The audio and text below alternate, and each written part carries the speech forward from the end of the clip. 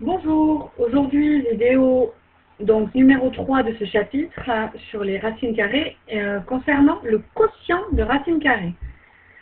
Alors, commençons par la propriété. Alors la propriété ressemble beaucoup à celle sur le produit, étant donné qu'elles sont équivalentes. On peut dire en fait le quotient de deux racines carrées est égal à la racine carrée du quotient des deux nombres. Donc, exactement comme avec le produit, on a bien le quotient de deux racines carrées qui est égal à la racine carrée du quotient des deux nombres.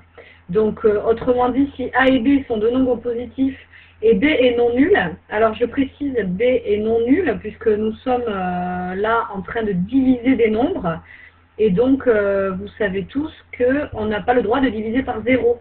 Donc, il faut faire attention quand on écrit un quotient comme ceci, à bien avoir un nombre qui n'est pas nul, qui n'est pas égal à 0 au dénominateur. Donc, si A et B sont deux nombres positifs et B est non nul, alors racine carrée de A sur racine carrée de B est égale à la racine carrée de A sur B, donc la fraction A sur B, avec B différente de 0. Voilà, pour illustrer cette propriété, je vous propose deux exemples d'utilisation pour calculer ou pour simplifier l'écriture d'une fraction dans laquelle il y aurait des racines carrées. Alors, premier exemple, racine carrée de 50 sur racine carrée de 2.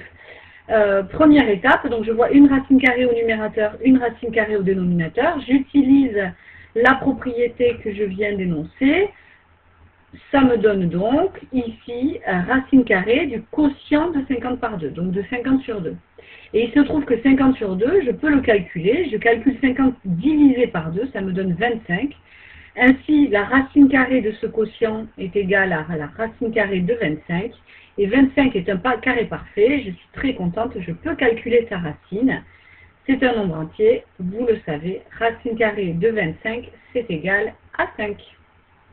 Donc de cette écriture, racine carrée de 50 sur racine de 2, qui était a priori assez compliquée, on arrive à un résultat très simple grâce à cette petite propriété.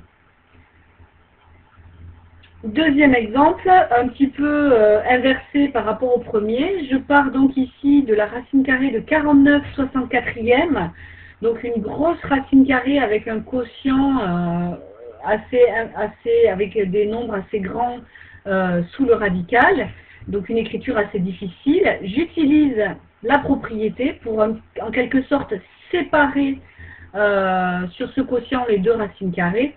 Donc ça me donne racine carrée de 49 sur racine carrée de 64, le quotient des deux racines, et il se trouve que, quel hasard merveilleux, 49 et 64 sont des carrés parfaits. Donc je peux calculer la racine carrée, ça me donne un nombre entier. En effet, racine de 49, vous le savez, c'est égal à 7. Racine de 64, c'est égal à 8. Ce qui fait que la racine carrée de 49 64e est en réalité égale à 7 huitièmes. Voilà, merci de répondre aux questions. À la suite de la vidéo. Au revoir.